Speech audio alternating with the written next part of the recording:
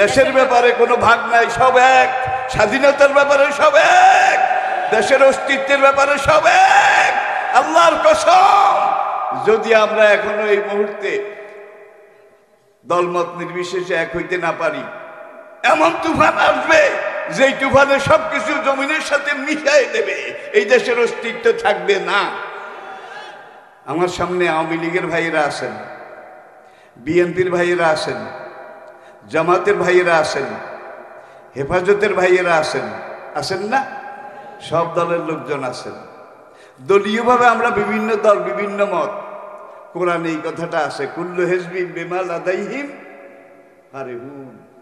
প্রত্যেকে নিজের দলটাকে মনে করে সবচেয়ে ভালো, এই জন্যই সে সেই দল করে, ঠিক কিনা বলেন? তাহলে রাজনৈতিক ব্যাপারে কোনোদিন সব দল এক হবে না, এটা কোনোদিন হয় নাই। কুল্লু হিজবিন বিমা লাদাইহিম ফারিহুন, কোরআনে আল্লাহ বলে দিয়েছেন। সুতরাং আপনি আওয়ামী লীগ, আপনি বিএনপি, আরেকজন জামাত, আরেকজন হেফাজত, রাজনৈতিক ব্যাপারে আমরা এইভাবে ভাগ ভাগ আছি। দেশের ব্যাপারে কোনো ভাগ নাই, সব এক। স্বাধীনতার ব্যাপারে সব এক, দেশের অস্তিত্বের ব্যাপারে সব এক।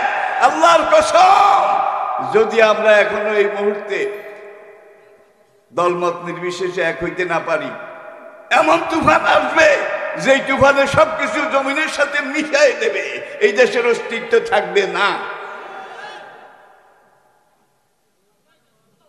বুড়ো হয়েছি অন্ত এমনি মরিয়ম, জোয়ান কালে ডরাই নন, বুড়া কালে ডরাইতাম।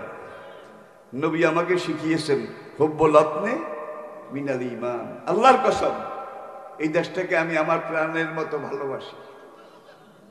আমার নবী আমাকে শিখিয়েছেন। কিন্তু ভালোবাসি ভালোবাসি করে করে এই দেশের লক্ষ লক্ষ লক্ষ লক্ষ কোটি টাকা বিদেশে পাঠাইছে কারা? আমরা। আমরা ওই সব সোনার বাংলা, সব ভাইরা। বাস্তব যেটা আমাদেরকে মেনে নিতে হবে, চরিত্র যদি না থাকে দলে কিছু আসে যায় না। সোরে নাসিনে মা, নাসিনে বাপ, নাসিনে দেশ। সবচেয়ে ভালো দেশপ্রেমিককে স্বদেশের টাকা বিদেশে নিয়ে জমা রাখিল যে।